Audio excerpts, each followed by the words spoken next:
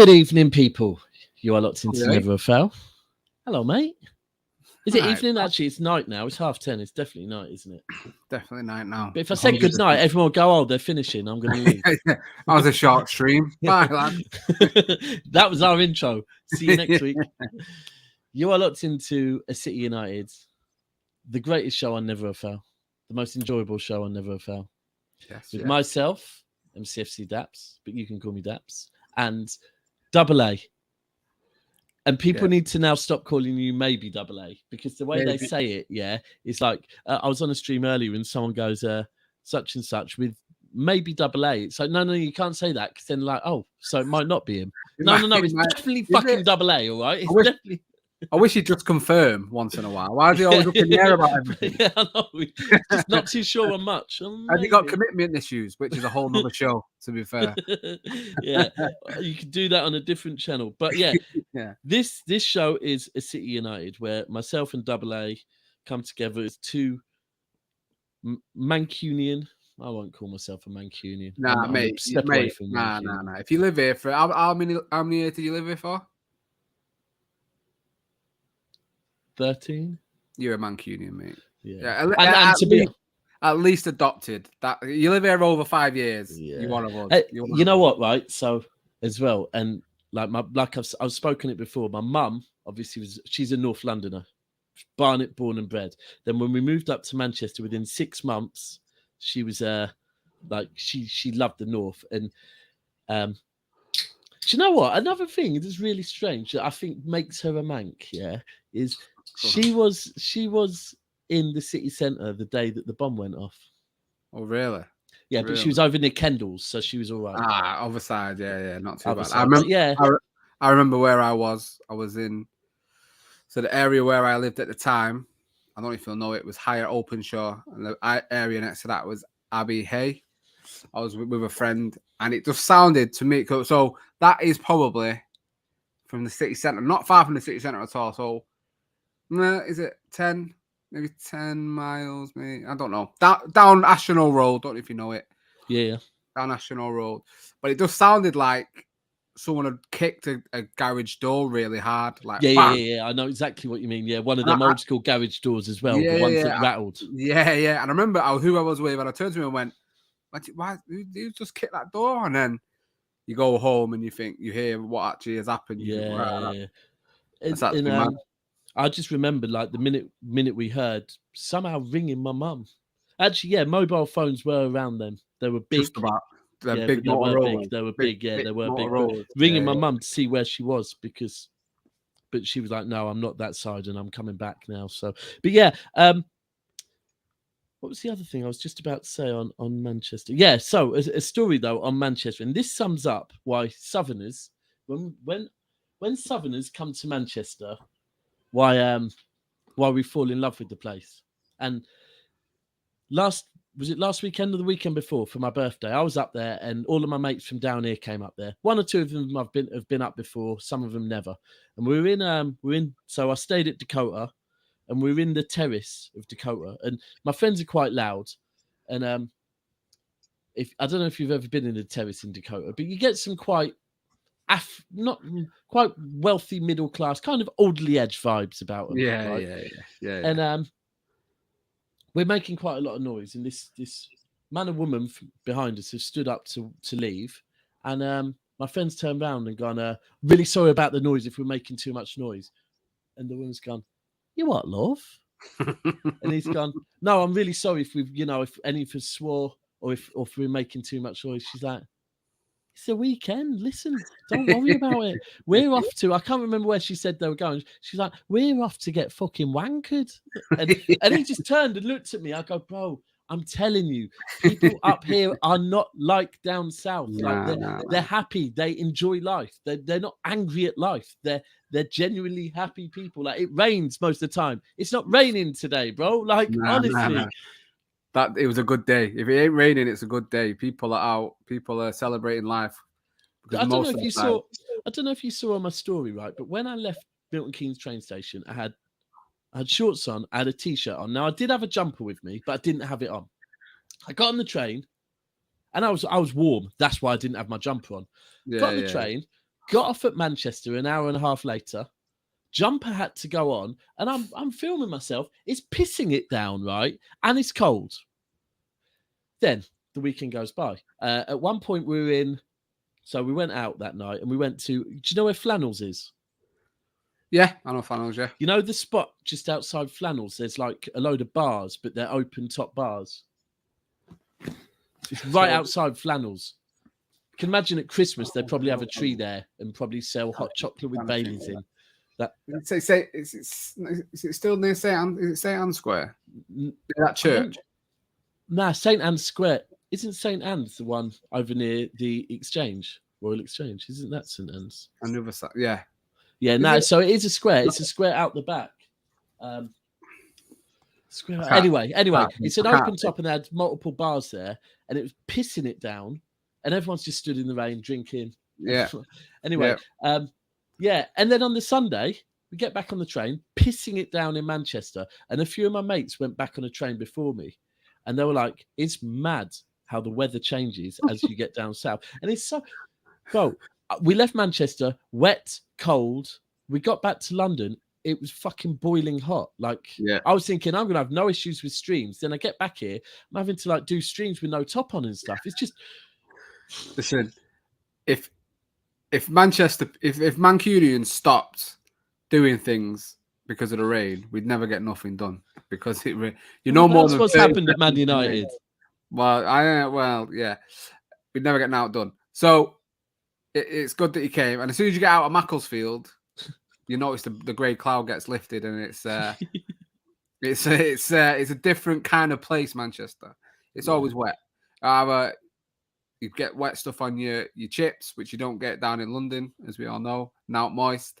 Or it's coming straight from the clouds, but I wouldn't change it for the world. I love this place. No. 100%, and neither would I. I mean, yeah. It's where I go to relax. It's where I go to get away, and it's where I go to support my football team. And if it wasn't for my daughter, it was where I would move to and I would live. Should we give shout outs to some of the people? Do you want to run through them real quick while I do some other 100%. Administration?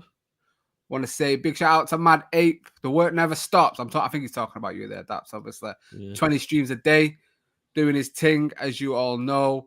Gunnar Vettel locked in as always. I like to see that you've fell for the clickbait. I'm not gonna lie. That thumbnail is clickbait. Let me tell you. Shout out to Viking Football YouTube. Locked in. I know he's been checking out the Talking Kit as well, so appreciate you tuning in and giving us your opinions on tonight's show. Charlie. Hi, that's my bro. Big up. Yes, Charlie. Shalom to you. Talk to me. 6 locked in. One of the regulars, I have to say, Marie Clark. Good evening, miss. I hope you're having a good Tuesday evening. Alvin locked in. Pac-Man has come in a few times. Big up. That's for checking certain Liverpool fans earlier. I'm guessing that's from a stream you done before. I don't know. There's been a few. Yeah, I've been on. This is my fourth of the day. I've been a few Liverpool fans I've had to check a few times, and yesterday as well. But that's just because the season starts and Liverpool fans are already celebrating every single trophy that they possibly can get their hands on. Yeah, man. Even big if it's Raheem, a shield. Big up Double A, and that's hope you both do well. Doing very well. Very much looking forward to tonight's show. And he's telling you what we're going to tell you. Don't forget to smash a like. As you're entering the stream, people. Yeah, so make sure you're smashing a like for us tonight on this show. Like Dap said, it is a self-indulgent show from a Manchester United fan and a Manchester City fan. But let's be honest, we do go around the houses. We will talk about other stuff. It doesn't have to be about our two clubs. That is just the main focus. And we like, more than ever, I think this is the show. We like comments being on every show, but I think this is the show where comments sometimes can take over the show. I remember we probably added on 30 to 40 minutes on one week because you guys were just heavy with it. And we like that interaction. We want to make sure you're enjoying the show just as much as we enjoy the show. So if we can do that and give you some entertainment for an hour and a half, that's all we want. That's pretty much all we want. So Russ, Ad, everyone, Daniel, everyone locked in so far. We really appreciate it, man. And yeah, let's see. Marie's saying, double A always from Mank to Mank. Much respect. Love your hometown. But I'm still a City fan. And Marie, you know what? That is absolutely fine. I don't like your football club. That's just because I was raised not to. But I'm sure you are an absolute sweetheart. If I can get on with Daps, I'm sure I can get on with you. So it's all good in it. Do you know what I'm saying? So yeah, thank you for locking in so far, everyone. Make sure you are smashing that like button, subscribing to the channel, and getting involved in the show as much as possible. Because like I say, that's what we love. That's what we love. Absolutely. There's one other thing that we love equally as much. And that is that just below where we are, where you're watching us, there happens to be a button that resembles a thumb. It's the like button. And it helps the show massively. If I just explain how much it helps the show massively, earlier on Big Six Bants, they were on 150 watchers and they only had 65 likes. So I kind of said, hold on, we need to stop this. There's 65 likes. There's 150 of you watching. Just give it a... There was 8 likes and it took it from 150 to 220 like that. That's what happens with likes. The algorithms love people liking a video because they're like, oh, you liked it. We'll send it out to some more people. So please, if you could do that, that's all we need. We don't need super chats. We don't need any of that. They're greatly appreciated. But honestly, you being here, you giving us comments, you getting involved, and you just tapping that like button is all we could ever ask. Hold tight, Alvin. I hope Simon and Theodore are doing very well also. do.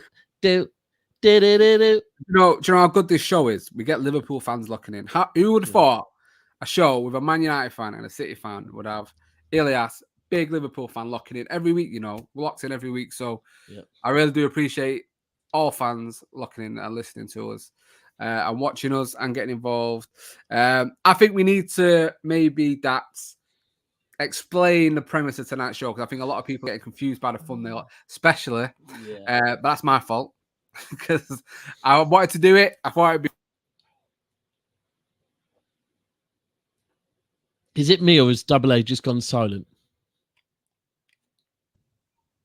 Am I back? You're back. You just muted me for no reason. I don't know why it's done that. Yeah, the picture of him, like, what, me? A flop? Me? You're talking about me? Paul Pogba, world champion, me, a flop. And I had to put it in there. It wasn't going to be my first choice. So tonight's premise of the show. So yeah, like we said, we do talk about recent events with both of our clubs. Obviously, the Premier League starting in 3 days' time. That's going to have a bit of an attention, especially after last night's show. If you haven't seen that, make sure you check out our Premier League predictions. It got a little bit heated with me and Cass. It did actually. Yeah, that was a fun part. Yeah, I've just been on another show on Usman Talks, and I tell you when it gets heated, right? It gets heated between United and Arsenal. At every single possible moment, it gets heated between you two, and it's like it's a good thing. It's a good thing we want an Arsenal fan last night because I think it would have gone on for a while, especially with the adamant Chelsea should be above it. So yeah, we'll talk on Manchester United, Manchester City, how we feel they're doing at the moment, and how we feel our clubs are going to go into the new season. Probably one's going to be a little bit happier than the other, and and then we always have a little bit of a sort of specialist subject at the end. The last show obviously wasn't here last week. Dax was away. And the week before that, we did, was it our 5 worst signings for Manchester United and Manchester City? So this week, we've kind of gone for wonder kids who didn't quite make it at Old Trafford or the Etihad. So that's the reason why you might have a picture of Jadon Sancho, because he didn't make it at Manchester City, even though he has gone on to be a great player for Borussia Dortmund and potentially Manchester United. And Pogba, again, that was a trap. That was to get you in and get the comments popping, which it seems to have. So I've worked. I've done my bit. Cheers for that. Because he doesn't actually make my list. So he didn't. And this is the thing. You did some clickbait. The thing is, what you need to realize with these shows is there's always, we generally do like top 5 or something. There will always be some in there that have been put in there for our own personal reasons. Like, I'm still shocked that Aaron, will not put, and this isn't even in a Man, he won't put Peter Schmeichel in a Man United best squad, let alone, whereas I'm putting Peter Schmeichel, in my opinion, in my opinion, Peter Schmeichel's the best goalkeeper to ever play in the Premier League. Aaron won't even put him in the best goalkeeper to ever play for Man United, because for him, doing a cartwheel when City beat United is just not acceptable. And these are things that, like, anyone else will sit here going, no. But it's our own personal reasons. So you know what?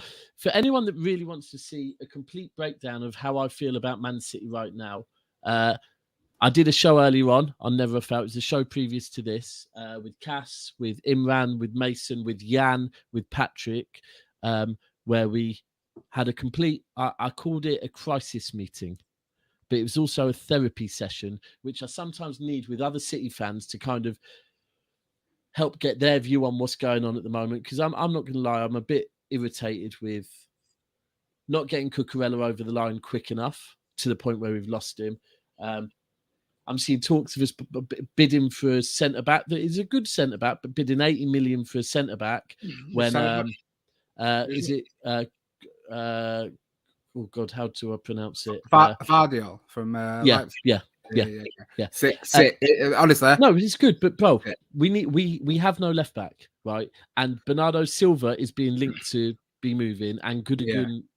And we're spending 80 million on a centre back to come in and play third or fourth fiddle. It doesn't add up. But don't add up.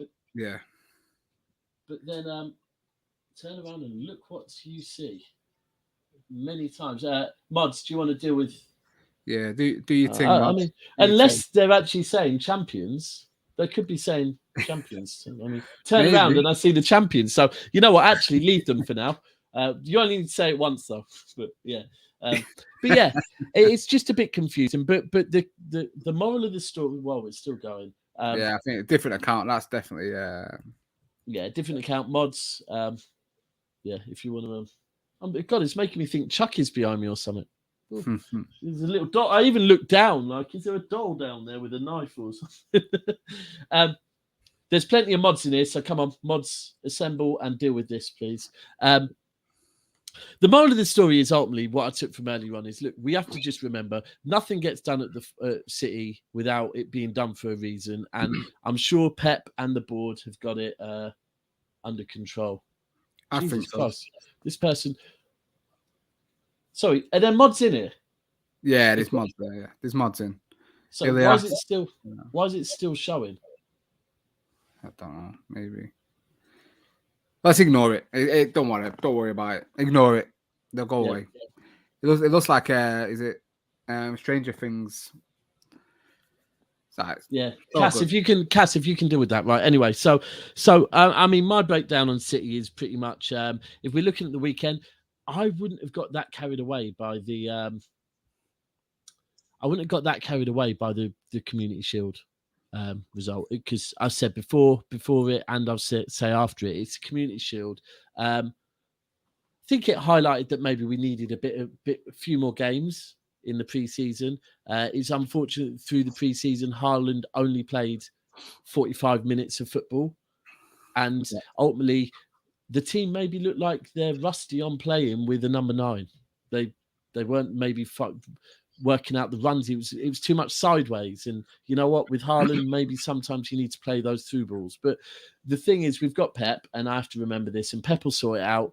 And the beauty is we've got Alvarez that can come in. And if we start the season badly, you know what, that's not something we haven't done before. So the problem is with modern football, there's an overreaction to absolutely everything. And, you know, I think as a Manchester United fan, I can look at it and I can not advise you on it because I'm sure you're aware of it. But from personal experience, you being the top team in the country, they can't wait for you to fail. They can't wait for you to have a little blip. They can't wait for you to not be at 100% so they can knock you down. And that's all it was with Manchester City, let's be honest. You know, but like I said, Liverpool played 2 games more. You've had, a half, 45 minutes, and however long he played against Liverpool with Haaland as a number 9. You can't be saying going into it that it's going to be, obviously the memes are going to run, the jokes are going to run, and the agendas are going to run. That's how football works nowadays. It is. But if anyone actually seriously thinking Sunday's showing is going to stop Manchester United from mounting a serious challenge at defending their title for a third time, which I do predict they will do. They will go. I don't want to say it. I don't want to think it. I don't want to believe it. But I'm a realist, as you probably all know on this show now. I mean, being on Never Fall, I don't really. I'm not blind. I'm not blindly loyal to Manchester United or anyone in that respect. I think City are going to win the league. I think they've got enough. They've added more even to the players they've lost. The only surprise I have is that they let both Jesus and Sterling go. I think that, for me, I think one of them should have probably stayed. Sterling, probably, because I do really rate Sterling. I would have gone the other way, I'm not Do you think? Yeah. I think if I'm being honest, right, if I look at predominantly what Sterling did at City, and I'm not downplaying Sterling, please, I will say, yeah, respect Sterling, top 10 goal scorer of all time for City. But if I look at what Sterling did, and then I look at kind of what Grealish did, the pass Grealish put on the plate for Haaland against Bayern Munich, and I think Grealish can replicate what Sterling did. I really do think Grealish. I don't think it's that difficult to replicate what Sterling did the seasons he had a number 9. I think it's achievable for other players. Jesus is, do you know what, bro? I'm beginning to realize the Jesus situation is going to be a mad situation for me, because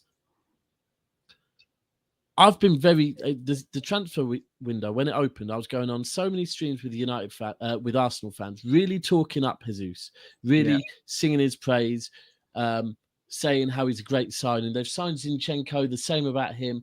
I'm singing both their praises. Yeah.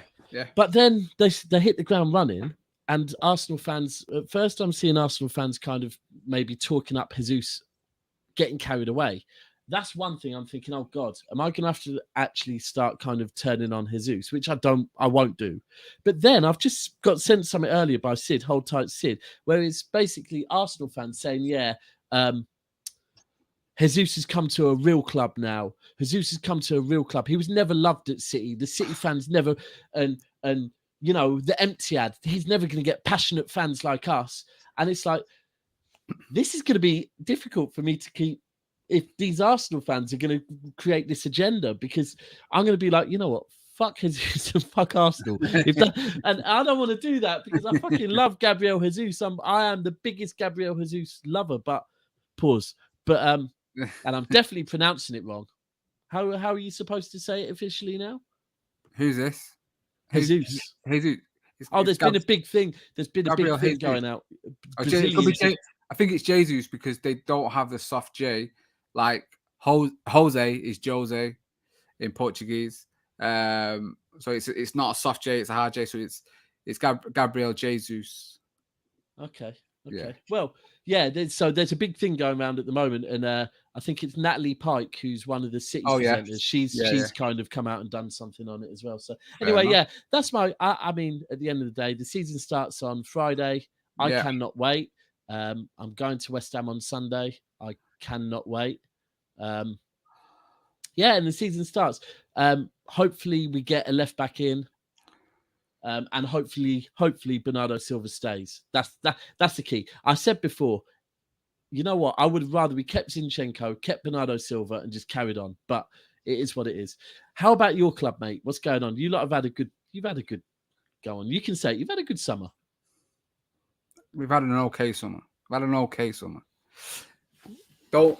This is the problem with pre-season. People get too involved and a bit too gassed. We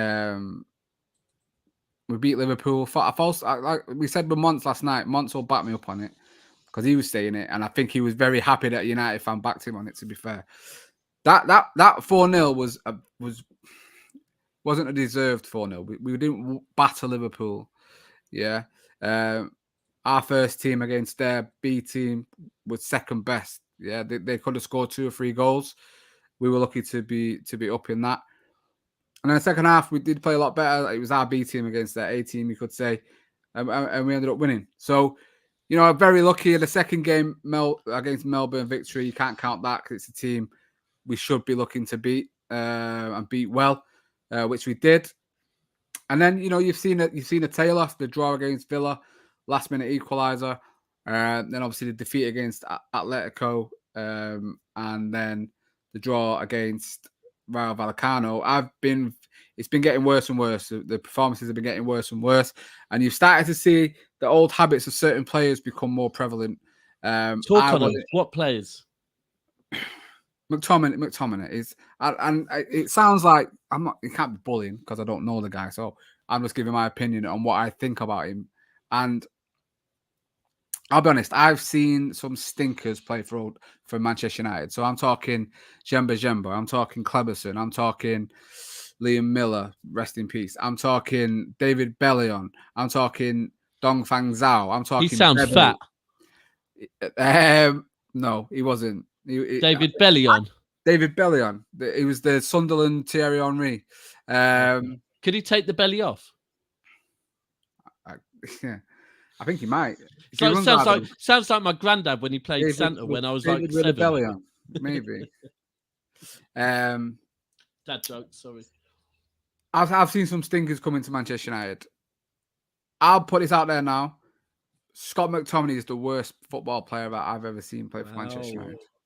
The worst football player, because he's not a football player. He's not got. I don't know what he does. I don't know what he's good at. I don't know what he's meant to bring to the team other than passion and desire. There's been plenty of that. Yeah, but passion and desire doesn't win you titles, does it? Well, it does when you've got the football skills to back it up.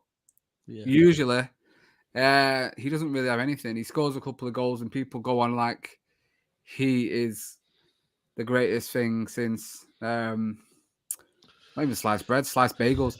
He's just terrible. He's just a terrible football player. And I'm sick to death of seeing him play starting games for Manchester United. And I don't know what he must do in training. Listen, Daniel. Listen, bro. No. Let's be real. Phil Jones has won titles, and Phil Jones has played games, and Phil Jones has played well for Manchester defender United last season. He's not. Phil Jones is not as bad as McTominay, because McTominay is terrible. I don't know how you listen. I'm not a midfielder. Never been a midfielder. I was a left back and a left winger. I don't know really. Playing midfield wasn't ever my thing. But I know one thing, and a number 6 is not meant to run away from the ball from the centre backs and hide. They're supposed to come and take the ball and then start to try and progress the play up the field. Yeah. He doesn't do that. Our centre backs have to bypass our midfield, and that tells you everything you need to know about our midfield. I said it last night. We have a championship quality midfield, and that's not good enough for a team that is meant to be challenging again and looking to get back into the Champions League. And I really worry for this season. I really worry for this coach, because he's been let down repeatedly by the board and by the people who are making the decisions. He probably needs to share a bit of the blame, because he's persisted wanting one midfielder all summer, and he come out and even said, if we don't get him, we have to promote someone from within. Wow. Where's your plan B? Where's your plan B? Where's the alternatives? Because every other big club will have an alternative. Look at Chelsea, not getting Koundé, not getting Rafinha. They're apparently looking at Anthony now, and also I've heard Vardiol is also a player that they could look for. They have alternatives. They're not settling, and they're not allowing teams to pull further away. And that's what teams are doing for Manchester United. That's why I said they should be 7th. I believe West Ham have bought extremely well, and they could go from strength to strength. We haven't. We've stagnated. We've not improved the midfield. Yes, Eriksen is going to be a good signing for Manchester United. But if you're pinning your hopes on someone who nearly died a year ago, has played a decent second half of the season with a relegation team, to come in and solve your midfield issues, my friend, I think you need to look in the mirror and really think, is football my sport? Because that's not going to happen, unfortunately. And then Donny van de Beek needs to find some form, needs to find it fast. Hasn't impressed me in pre-season, other than Sunday. He looked okay. And we will start with McFred on Sunday. And I can guarantee 9 out of 10 Manchester United fans, at the end of last season, when we knew that Pogba and Matic were leaving, as well as Mata, I guarantee if you'd have asked 9 out of 10 Manchester United fans, do you think McFred will start the first game of next season, given what we were told by the board, that it's a new Manchester United, we're going to get this manager what he wants, the money's there to spend? They all would have said, hell no, we'll have players in that are going to take this club to the next level. And that's not happened. And It feels like I'm ranting. It feels like I'm saying the same old stuff, and I'm bored of it, and I'm sick of not being excited about supporting my football team. It feels like it's a job. It feels like I'm stuck with this team, and I'm just constantly being underwhelmed and being Isn't that how let down. Ronaldo felt last time he was at your club? Well, he said a slave, which is all kinds of wrong, isn't it? I don't feel that bad. No, you don't feel that, but right, okay, that's But good. That's good. but I and it's a shame that 3 days to the season started. Yeah, it's another season, isn't it? And we'll see. It's a we'll see what happens. Not yeah, I can't fucking wait for it. I can't wait. United are going to do something. I'm excited.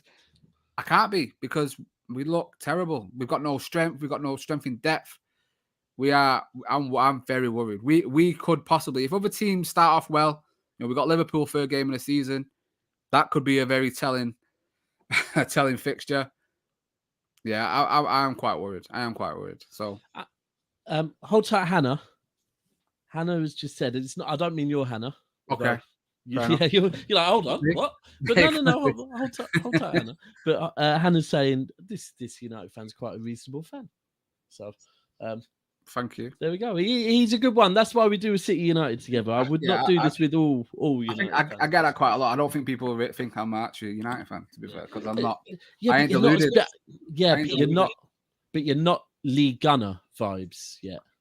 If you know what I mean, like Lee Gunner Arsenal vibes. You're not.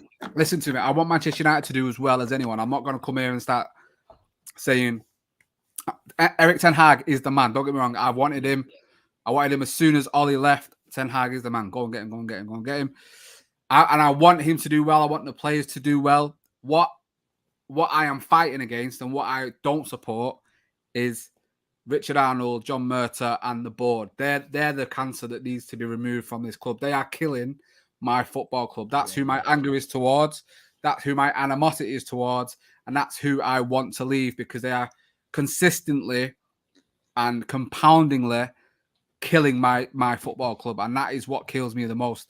Yes, you could call me a hypocrite because I pay for a season ticket. But let's be honest. I'd rather have me going to a game watching Manchester United who is anti the ownership or another faceless person who's there and will spend £100 every game at the club shop, at the kiosk. I don't do that. I don't do any of that. Do you know what? I think you're spot on with that because I don't know her name, but there was this United fan that I followed on Twitter a while ago. Quite a big following. And basically she got a season ticket last season. She'd been on the waiting list for quite some time. She got a season ticket and she accepted it. Now she went on the season ticket a long time ago. Mm-hmm. And then she started getting criticized on Twitter about, oh, see, you're supporting the Glazers. And she kind of did a video saying, I'm not supporting the Glazers at all. I don't buy merchandise. But I'm sorry, I love Manchester United. I've always dreamed of having a season ticket at Man United. I want to support my club. I don't care where they are in the league. I'm going to continue to support my club. Yeah. And for that reason, yes, I have. And you're spot on. Look, that season ticket will be bought by someone. No one should think that United fans are saving the Glazers by going to the game because the ticket will be purchased. Manchester United are big enough. Very similar with Arsenal. That I think one of the issues Arsenal had with that is when people are like, oh, they shouldn't go to games. Listen, not just Arsenal, not just Chelsea, West Ham as well. If you are a Premier League football team in London, right? Yeah, your tickets for every single game are going to be sold because there's enough tourists there. Same with Man United. If local people don't buy the season tickets, there's people from London, there's people from Ireland, there's people from Scotland that will buy them. So I kind of get the merchandise thing a little bit more. I do, because there's too much. I would even go as far as to say, do you know what? If you actually want to buy a home shirt or an away shirt, but to go and buy literally every single bit of merchandise is probably not the right thing. But if you want to buy a shirt and go and support your team, I don't think anyone should say, oh, you're supporting the owners. It's not that. You're supporting the team. Exactly. Like, obviously, I've been going Old Trafford my whole life. So I don't know if you remember this stats, but when I was in secondary school and I was about to do my work experience, you get given a form and you fill out some information, what stuff you're interested in, what you'd like to do for work experience, and they asked you some of your aspirations. I remember filling this form out with my mum, And one of my dreams and aspirations was to one day own a season ticket for Manchester United. Now, let's bear in mind, this is the late 90s, yeah? Yeah, I am quite old. I know I don't look it, but yeah. And that at that time, that was unattainable to me. I never thought in my life I would ever own a season ticket for Manchester United because, being a young teenager, I was like, oh well, it's something I worked towards. I used to go to the odd game, not every week, and I thought, well, I'll never probably own one. And then, fast forward quite a few years, me and my dad go to a couple of games together, building a bond and a relationship back together, and we decided let's try. And I'll tell you. So I've Manchester United my whole life. My first season as a season ticket holder, yeah, was the season after Fergie left. So I joined the season tickets when Moyes was the manager of my club. Yeah, so we've gone to a couple of games the season before Fergie's last season, and then we decided to take the plunge. So my first season was my season, and I don't think you could have a worse season to become a season ticket holder. Yeah. And that really tested the love for my club. I went to games back to back at Old Trafford when we got beat by Liverpool and City 3-0, and we were spanked off the park both games. And I sat there for the whole game and I sang my heart out, and I knew that this is my football club. No matter what, 100%. I'm gonna be here till the end. And yes, it's got harder and harder. And yes, I've stopped going to games last season. And yes, I did walk out at halftime against Liverpool, being 4-0 down, because it gets to a point where, especially, and I'll go even deeper than this. So especially in times like these that we're all living in, the cost of living is going up. The world's getting harder and harder to live in. A lot of people don't have a lot of pleasures in their life that they can escape from. And, a lot of it for everyone, football is an escape for 90 minutes or 2 hours, 3 hours. It's the most. My dad lives in Blackpool now. I live obviously in Manchester. I don't see him as often as I used to. Going to the games with him, I see him for probably the longest period. I see him. Yeah. It means the world to a lot of people, not just myself. A lot of people going to the football means the world to them. So, for you to start slagging people off and getting on people's back because they want to continue to do that because it's been something their whole lives, what gives you the right? Who do you think you are? Well, and you know what? And that comes on to what I know. Sometimes I go on rants sometimes when people aim at City and say, City have got no history. And I say, do you know what? Let's not even make this about history. Every single football club has history. And I feel when people say that, not just about City, but about anyone, it's disrespectful because as a football fan, a lot of people don't really choose who they're going to support. They grow up and ultimately their dad supports a team, so they support 100%. A team. They then go to games week in, week out with their friends and have some of the best memories of their life going and watching their team. Whether they're playing in whether they're playing for Premier Leagues or whether they're playing, like, for example, Steve, I didn't travel with Manchester City during the dark days. I supported Manchester City, but I didn't travel. That was pretty much the period when I moved down south. Yeah. And at the age I was, just football kind of took a bit of a back seat for me. But Steve tells me they are his best memories. His best memories traveling to places like Oxford and just knowing that all the lads could travel. They weren't being followed by police. The police weren't meeting them and guiding them from one place to another. They could go where they want, have a good crack and whatever else. And when people come out and say, oh, you've got no history, it's like, well, history is far more than trophies. In football, history is so much more than trophies. Yeah. And if actually, another one early on, I was thinking, I don't think I've ever seen Arsenal fans celebrate a trophy as passionately as I've seen my fan base celebrate trophies. Certainly not the first one. The first one, to me, I cried my fucking eyes out with my dad, right? I cried my eyes out because it was like, I never, ever thought in my life, I never thought in my life that it would be that we'd win a trophy. But listen, we need to move on with the subject, but there's just a few things I need to get through. Firstly, I'll get through them quick. James Clark, I've seen you comment a lot. Shout out to James. Daps, would you have kept Sterling and sell Jack back to Villa? Not a chance in hell. No. Not a chance in hell. Not a chance in hell. So that one's done. How do I uninstall one? That's it. Sorry. Rumours saying Donny van der Beek could be going back to Ajax as part of an Anthony deal. That would be crazy, right? Yeah, and we can't afford to let him go. That would be silly. We've got no midfielders. He's one of our only midfielders. That would be silly, to be fair. Yeah.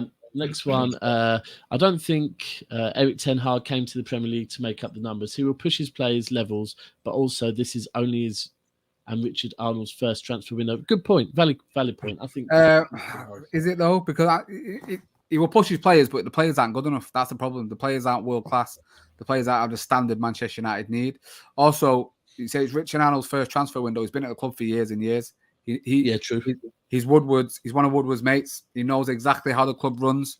Murtaugh's been around for a little bit now. He knows the transfer window. It's poor planning. And it's directly from the club. The club know what they are doing. I agree with the poor planning thing. The fact that you were looking at that ex-Liverpool guy that brought in loads of really good players at Liverpool. Yeah. But you were looking at him in June or something. It's why wouldn't you look at him in January? You can go back as far as November last year because they give up going for anything when they let Ollie go and they brought in Ranić. They could have got Conte. I'm not saying I wanted Conte, but he was a world-class manager that was available. That could have come in, and he would have pushed us like he pushed Spurs. But what he did was he thought they'd sit on it and wait, and they wrote off almost 2/3 of the season or however long it was. So this club does not surprise me at how bad they are at everything. They also let go of Ranić after saying he was going to stay on and help because he come out and rightly criticised the club. So it's. You can say it's Arnold's first window, but he's been there. If you watch that interview or that chat with them fans, he said he wasn't getting involved in it. So it doesn't matter if it's the first window or not, because he wasn't. He said he's not getting involved because he had a go at Woodward, or he had a little slide dig at Woodward saying, "Oh yeah, do you want me to be there getting involved in all the transfers?" No. So he's clearly leaving it to Murtaugh, who's not good enough. So I don't agree with that. Sorry. It's a good comment. I just don't agree with it. Right, next one. Henderson just saying, oh no, I didn't mean to. I see someone in the comments are saying, did I see Henderson's comments? I've not actually seen it, so I don't know if anyone can. I presume you're meaning Dean Henderson. Dean Henderson apparently has come out and said something, but I've been off photos all day today, so I've not seen it. I've not seen anything. So if someone can enlighten me, that'd be absolutely brilliant, please. Simon says, didn't Man City put their tickets on Uni Days? So I can tell by your image instantly, Simon, you're definitely watching a City United show to try and rattle us. Now, I think we did, I believe it wasn't for a league game. Let me just put this out there. League games, Manchester City sell out every league game, okay? Season tickets, we sell season tickets. I tried to get a season ticket this year. I could only be offered a silver in a stand I didn't want, and I am a member, by the way. So I got offered silver, stand I didn't want, and a silver means you can't go to the big 6 games. I can get tickets to every single game by buying them off of, I have friends that basically have spare season tickets, so because their dads don't go that much anymore, but they want to keep them in the family. Right, so, however... And also, United give loads of the League Cup games that no one wants to go to. United give tickets out to schools because you hear all the kids there. So allow all that. Every club does that, man. I know about. That's real talk. But thanks for watching. Please smash a like. Yeah, smash a like. Or alternatively, stay and try and rattle us more. The good thing is, I'll be honest with you, Simon, and we might end up being friends one day, Simon. I will fall for it. I will get rattled. I will get pissed off. But never really actually think that I'm that rattled because I also have a life. Not saying you haven't, by the way. Sorry. Right, is this true? Sorry, I must admit I thought Fletcher would be gone by now, but clearly he isn't. Is he back on the training ground with him? This is the do you reckon him and McTominay fight over who's going to do the washing of the kits?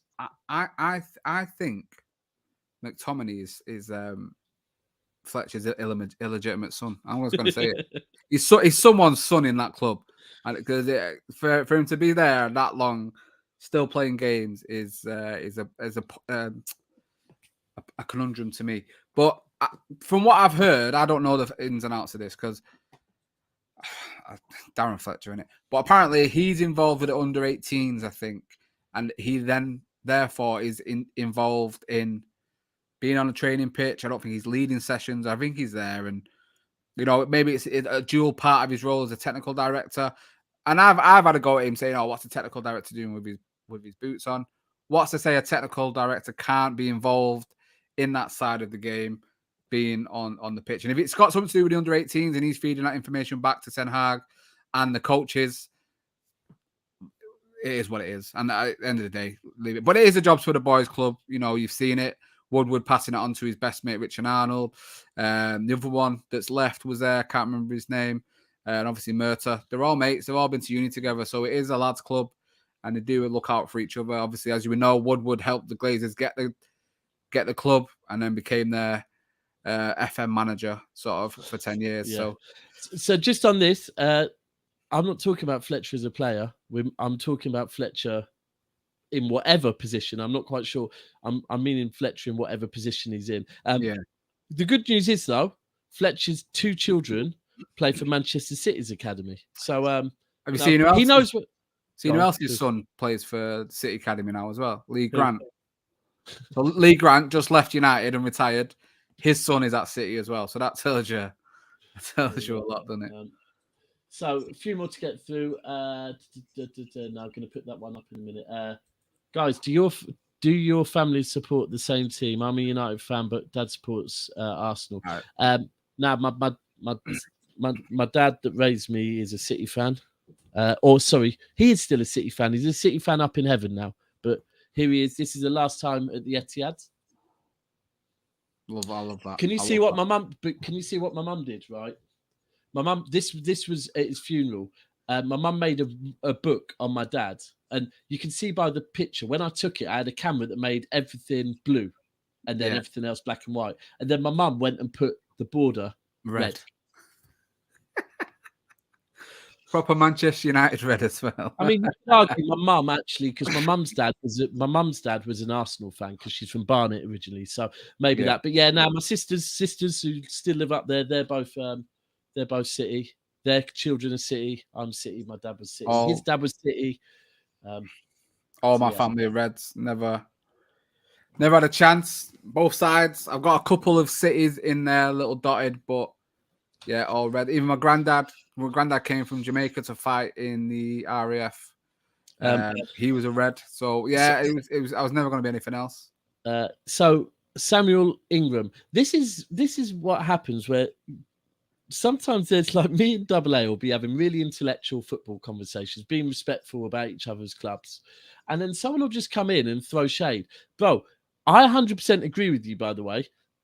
If we were owned by your board and run by your board, owned by your owners and run by your board, we would be in a lot worse position than you are. Because we were once. City wouldn't exist because we're not when the Glazers bought United were the best team, biggest club and the best team in the world, 2005. Obviously, it was a transition period, but Fergie was building that great team that went on to win 3 league titles in the Champions League and got 2 Champions Leagues back-to-back, or finals back-to-back.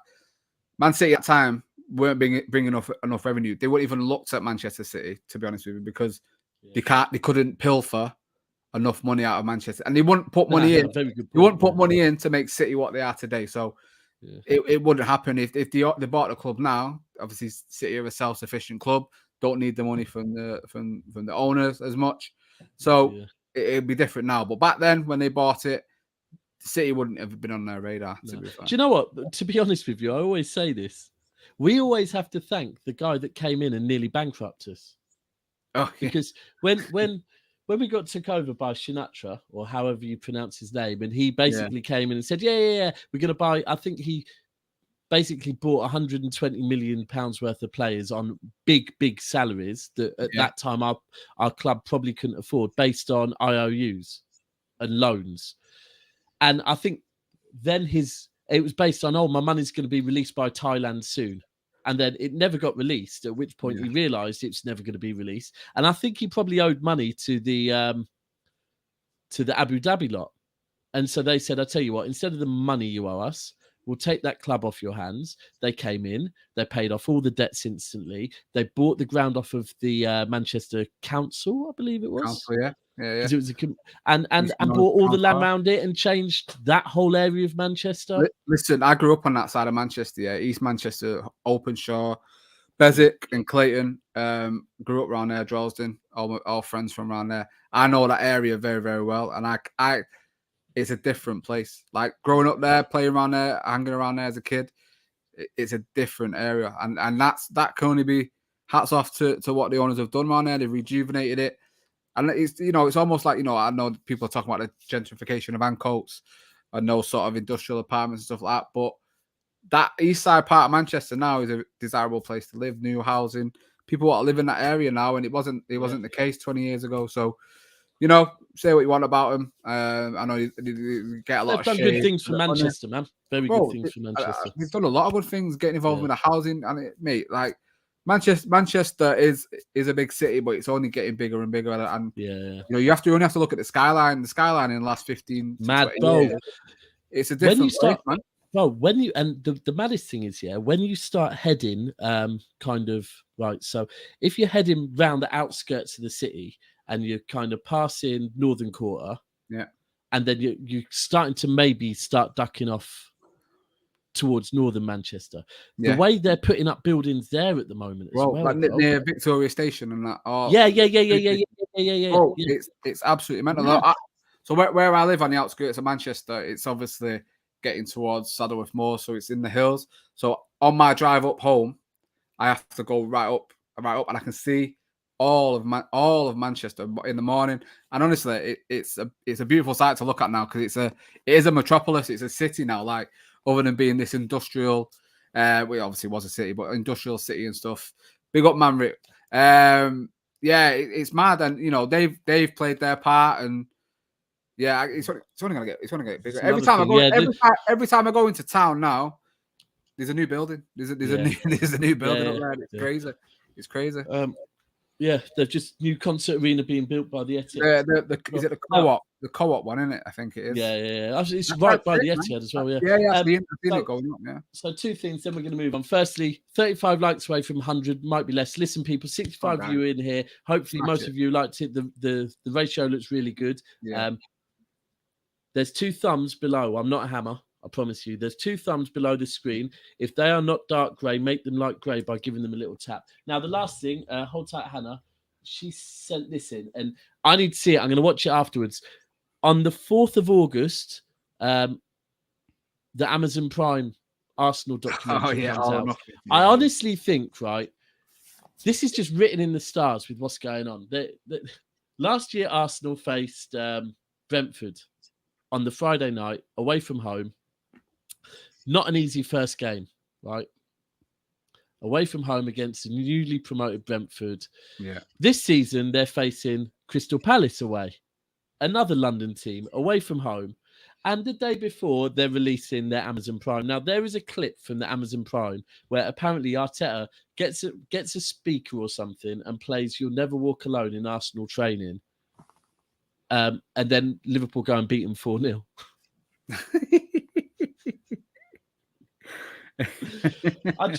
Do you know what? I honestly, because when we knew that Arsenal were going to do, what's it called? What's that? All or Nothing. All or Nothing. That's it. The City one's sensational. Still, people go back and watch that, please. Do you know what? I started it, and I was like, I started getting in my feelings like I cannot watch this. I can't watch this. It's City, innit? I can't. But I think I'm gonna have to watch. I watched the Tottenham one. Have you seen the Brazil one? Watch the Tottenham one. Have you seen the Brazil one? Yeah, from the 2019 Copa America where they won it, and it's got the Jesus crying on the stairs and everything. Oh yeah. I need to watch that. I'm going to start that maybe later. If I'm going to start that later. But with when I knew Arsenal were doing one, I was like, yeah, this is going to be fucking top tier. And then actually, how many teams do I support? That is the matter, Sean. How many teams do I support? 1, bro. I was going to say 2 because I could I say England, but I don't really support England if I'm honest. Yeah, 1, 100%, 1. I don't even get people that support different teams in different countries, to be honest with you. I'm But a yeah, bit, yeah, guilty of that, but yeah. But I was with it. It's fine. But yeah, but with Arsenal, I was thinking this is going to be fucking top tier. And then actually, the way Arsenal's season started going, I was thinking, oh, this is going to be really boring. And it's like, nope. It's like one of those seasons that start really badly, but then, goddamn, the last couple of episodes, when Arsenal drop away, they are going to be sensational. It's going to be a movie. It's going to be an absolute movie in it. And I've seen I've seen the trailer, the one obviously where he's trying to motivate him in the dressing room. He just looks like Harry Kane 2.0, to be honest with you. Like, he's just terrible. Just absolutely terrible, to be fair. Right. So let's get into this. So everyone's been commenting. I think anyone that's just landing in here, they're landing in here and they're instantly going, Pogba's not a flop. Sancho didn't play for City. Or listen, so what this show is about, and do you know what this show is? That's it, all or nothing. Yeah. So what this show is? No, but she's put all for nothing. Oh, well done, yeah, Hannah. that is very good. But yeah. In fact, I can. No, I'm not going to. Right. So this show, every Tuesday we do this show, 10:30 every Tuesday. It's our guilty pleasure. It's where we just get to come on and talk about our clubs, and we do different things. So we've done like best 11s, best combined 11s. We've done top 5 biggest flops. I think we've done before. Worst signings. Yeah. And right now, what this is, and in all of these, we have our guilty pleasures. We'll put people in there just because, guess what? We're on the screens and we can. And, yeah. And today we are talking about players that have been at our clubs, come up through our academy, or been at, do you know what? I'll even say been at our academy, and maybe haven't hit the way we wanted them to hit. So we'll save the best for last because I think United's going to be an interesting one. Yeah. We'll start with mine. So who's that sexy guy at the top on a pitch while a crossbar got demolished by some awful fans? Sorry to interrupt that. So let me just get this comment up and we can explain it again because I think people still may be misunderstanding. So Ali, big up, mate. Thank you for subscribing. So the question, can you explain the logic of how Sancho, 22-year-old, is a flop? So let's just get it straight. It's not that they are a flop in their career. It's just what it is that they didn't make it at the club that they started at. So none of what Daps is highlighting with these 5 players is that for him, these are the 5 that he is gutted or really wanted them to make it at the club, and that's the reason why they're here. We're not classing them as flops in any way. Do you know what? Actually, here's the thing. You titled the show one thing, right? And then when I saw that title, I sent it over to Suits with a different title. My title, and please go and look at the thumbnail. The title is Top 5 Wonder Kids That Didn't Make It, right? Yeah. And this is at our club. So, yeah. Here's my 5. We'll work from the right to the left so that we can get Sancho out the way. And when people start trying to tell me why Sancho left Manchester City, I'm well aware of why Sancho left Manchester City. Listen, So coming up that season, Sancho, Foden, and Ibrahim Diaz were the 3 players that when Pep joined Manchester City, he saw as players with a lot of potential. He wanted the 3 to join Manchester City on their tour of America. But it was very clear you need to sign a new contract because you're about to be around some of the best players in the world. You're about to be with the manager, one of the best managers in the world. You need to commit your future to Manchester City. At which point, Jadon Sancho went AWOL. Why he went AWOL? I don't know. For me, I feel, yes, he had no allegiance to Manchester City. He's a South London boy. Yeah. Something that I often hear off of friends that have played football at a very senior level is that you sometimes know who the favourites are. You sometimes know. And if you're looking at a team like Manchester City, full of very good players, very, very good players. And I think around that time was about the time that Sancho and Foden had just won. I think Sancho got Golden Boot and Foden got Player of the Season for England, winning the World Cup, right? Yeah. Together. Yeah. And then I think Foden was captain at that point. I don't know if maybe Jadon Sancho thought, I'm not going to get a look in here because they play kind of similar positions. Yeah. Are both of them going to actually break through into City's 11? Or did he think, you know what, Foden's been at this club his whole career. He's a City fan. I've got a team in Germany that have a bit of, known for bringing youth through. Yeah, bringing youth through. Yeah. So he went AWOL. He disappeared. We got money eventually because of the way that it works now. But yes, as a City fan, I can be totally honest. And here's the thing. I can come on and I can say that Jadon Sancho, we all knew he was going to come good for Man United. He's come through our academy. He's one of the best players that's come through our academy, right? Yeah. So, and when people last season were saying, oh, he shouldn't have gone to United, he suits City. Well, yeah, because he came through our academy. yeah, of course. So, from a United standpoint, just a quick on them three players you mentioned, Foden, Diaz, and Sancho. I remember the buzz around these three. Coming supporting a club that's very well known for youngsters. City at that point, that your academy was getting talked up a lot. We got all these young players coming through, but none were actually making that step and that breakthrough to the first team. Looking on the outside in. I think these three were highlighted as the three that were going to start to break that mold. Obviously, we've gone to see Foden do what he do, one of the best, not even young players in the country for me, one of the best players in the country. He's unreal player. Yeah. Sancho was meant to be that one next to him, and Diaz as well. Obviously, they've both gone on Milan and United respectively. Yeah. Happy he's at my club. I love Jadon Sancho. Did at City. Hate saying that, but I did, and at Dortmund as well. And I'm just excited that hopefully now he's got a manager that's going to bring out the best in him, and we're going to finally start to see that talent flourish. Yep, 100%, 100%. So my next one, Bradley Wright Phillips. Now, Bradley Wright Phillips, brother of Sean Wright Phillips. Now, I'm pretty certain Bradley Wright Phillips, is he Ian Wright's full son? I don't know if he is, Anyway, I think just because they both got the double barrel name, whether he adopted. Yeah, very true. Yeah, but I'm not quite sure on that. Do you know what? Really quick, I was thinking about putting Nader Manua for City. Yeah, I was really thinking. I was a big Nader Manua fan. I'm kind of second, maybe over Vladimir Weiss. I would have put Nader Manua in. To be fair, I was a big Nader Manua fan. It was sad that he didn't really. I mean, it was sad the way he left our club because of Gary Cook and his bastard opinions, to be frank with you. But Nader Manua is a good shout. But Bradley, go on. This is why I love the internet and all. So James has come in.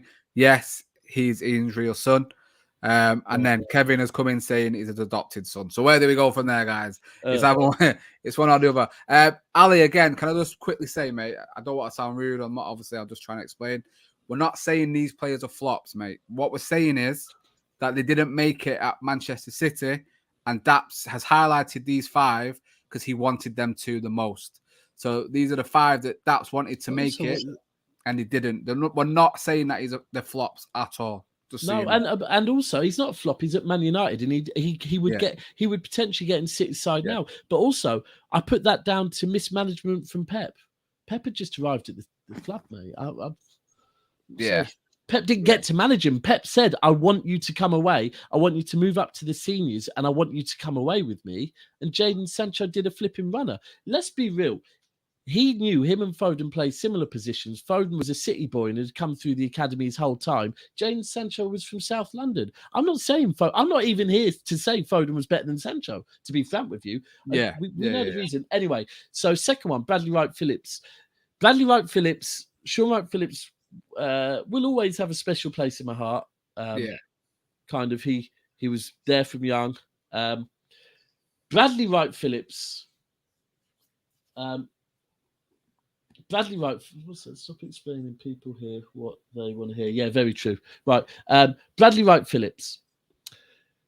Yeah, he's very clumsy on the ball.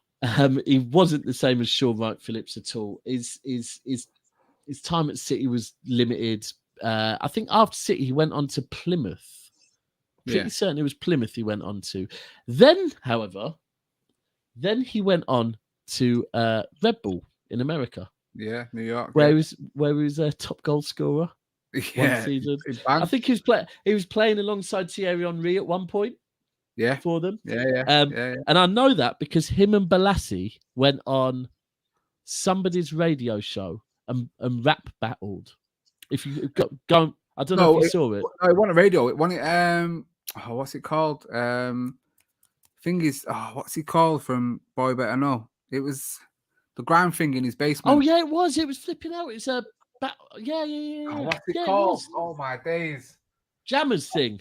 Yeah, Jammers thing. Yeah, Lord of the Mics. Lord of the Mics. Lord of the Mics. Right, so people, after this show, Lord of the Mics, yeah, and if you type Bradley Wright Phillips, Lord of the Mics, you'll find it. It's Bradley Wright Phillips and Balassi clashing, and yeah, that's it. And in one of Bradley Wright Phillips, he says about how he's now living in America, playing alongside Thierry Henry and whatever else. But yeah, that was it. That was it. It was yeah. So then onto this, and second thoughts. I probably should have put Needham and Ewer here. I put Vladimir Weiss in here because I don't know about everyone else, but I've got a love for wingers. Wingers excite me. I used to be a winger. I'm all about. No, you don't excite me, bro. You don't. That's not what the text messages say. But we'll... pause.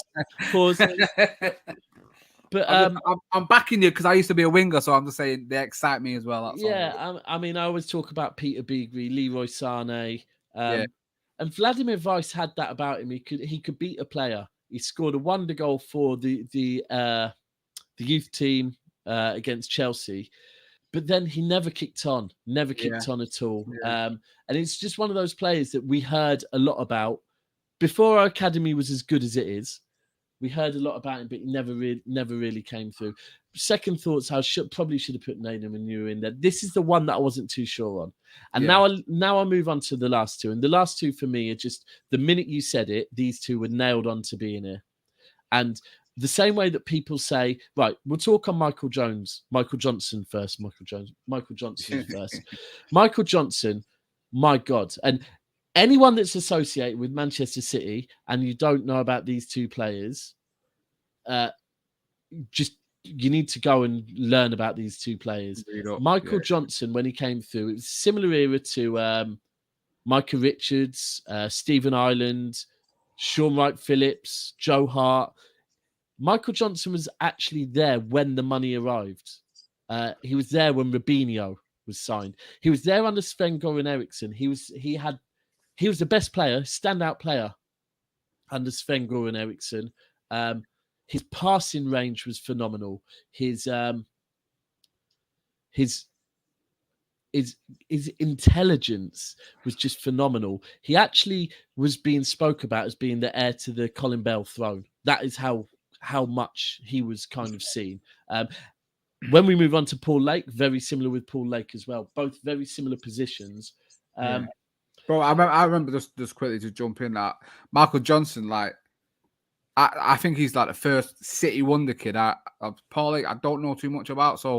But Michael Johnson was the first one I remember thinking City have got a gem, and I think not only saying like people were talking him up for England for the next 10, 15 years, like he was gonna do it. He was gonna be that massive City player, and the buzz around the city about him, talking to City fans in the city, they were really excited about this kid. And yeah, it's such a shame what happened to him and his career ending, because you want them young players. This is the thing about these five.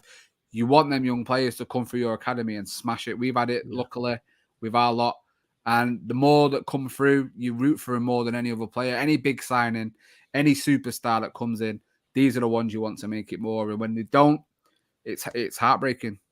Yeah. Now, the biggest reason why these two are far more important than the other three when people focus on flops is that Paul Lake and Michael Johnson have both, not only their similarities aren't only the position they play, their similarities of their career. Now, Paul Lake's actually went on for a hell of a lot longer, but ultimately both of them suffered a bad injury followed by another bad injury, and never got their fitness back, and then suffered mental health issues. Michael Johnson retired at a very young age because of mental health. Because ultimately, imagine being tipped to be that good, and then next minute, the pressure, you're injured. You're out for a season and a half. You come back, and during that season and a half, you see your club get, buying all these players coming in. David Silva's arriving, and all these different players arriving.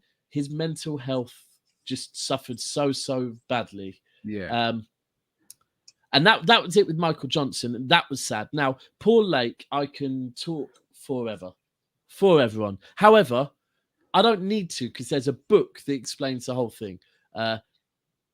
His book, you know what? Let me just move this a second. If I can just, here we go. Right, so if I put that up here and then switch to this screen. Sorry, bear with me, people. Yeah, just quickly, if you haven't already, there's 72 you're in here.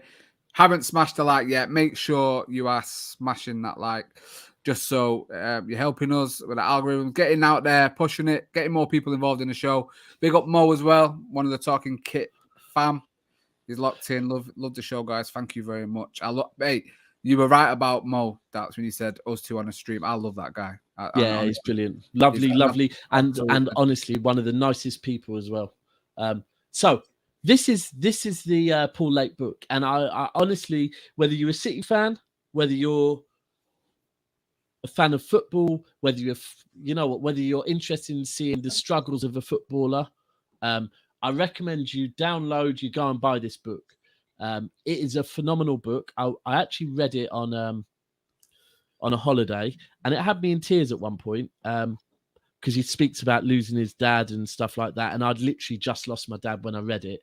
But he touches on his mental health. And one thing, so I'm going to put that out there. I'm not really here. Now, any City fan knows that we say we're not really here. Yeah. So he's going with the "I'm not really here," and look the way he's blacked himself out. That's class. That it's not nice, but it's class. It's very clever done. So just to speak on him really quickly, then I'll hand over to you. His Paul Lake came up through City's academy. He actually came up alongside a certain Manchester United player, Manchester United legend called Ryan Giggs. Yeah, they both came up through the academy, both local boys, and this was he made a break into Manchester City's first team when Peter Reid was managing Manchester City. Sorry, not managing, when Peter Reid was playing for Manchester City. Senior, he was senior at the time. Paul Lake was seen as our next star. He was tipped for big things, to the point where he got put in. Back then, England was 1990 World Cup, and back then England had an A team, and they also had a B team. And Paul Lake was playing for the B team. He also got put into the preliminary World Cup squad for 1990, and then and alongside Gazza, Lineker, all of them. Yeah. Bobby Robson basically selected his final squad, and Paul Lake didn't make it. But a phone call was made to, I think it was Howard Kendall at the time, and basically, is that true? Yeah, Kevin is saying 1986 FA Youth Cup champions. Yeah, okay. So Paul Lake was basically, so Bobby Robson rang up Howard Kendall and told him first, look, Paul's not going to make the team, but I can see him as being a future star for England. Yeah. I would recommend you make him captain at the age of 21. He got made captain over Peter Reid, and he got given a crazy contract, but told, I think it was something like, you play 20 games for us as captain this season, and we will make you City's highest ever player. About 10 games into the season, injury. And then from that point, injury, back 3 games injured. It was something like that. I'm guessing with the numbers, but it was very short. And then it talks about the club, and City was the club. Like Foden, he grew up at our academy, loved City. Yeah. He fell out of love with Man City with the way his injury was treated. By the time he actually got flown to America to see a specialist, same guy that saw John Solako. Oh, yeah. Yeah. By the time he got flown out there, his injury was so bad that the guy was like, I don't really know I can help you. They flew him back standard class after having an operation, not in first class or anything. This was under Peter Swales, by the way. So anyone that knows about, we spoke on earlier, Peter Swales, Francis Lee, it was under Peter Swales. Now, the final bit that is beautiful for me is how he said how he fell out of love with Manchester City, his childhood club, because of the way he treated, suffered mental health issues, all of that. Yeah. When our new owners came in, they reached out because I think Paul Lake contacted City because I believe his daughter had a disability, and he'd reached out to City to help with some charity work. City said, "Can you come in? We want to speak to you." And they offered him a role at Manchester City. No way. And he said that under these new owners, I've fallen back in love with my club. That they're reaching out to the community, they're reaching out to the right people. So for me, Paul Lake is the one that my dad kind of spoke about him. I saw it, but from a very, very young age. But the book is a phenomenal book. I recommend to anyone you go out and